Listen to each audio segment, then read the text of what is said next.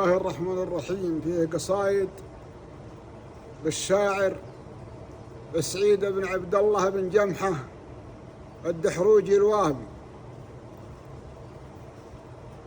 يقول كل ما صاحي قلبي جاوبتها الضلوع، من هنوف سلب عقليها دبعيناها، دقيق الخاصر ما مسه شقاوة ويجوع، شجرة عن سموم القيض حاميناها، طفل ريمان يذكر في علاوي ويطنى، كم درجته ويربي ما كتب لي صوابه، ليتهم يوم شد النهت على يمضى عنا، ويحب العذب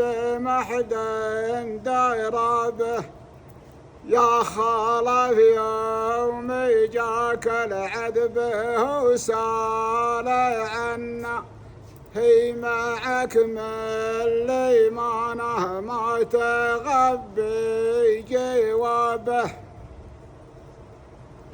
يوم ذكرت الخواتم والكفوف المحنة، كان ريقه حليب والعسل فوق نابه. سلامتكم.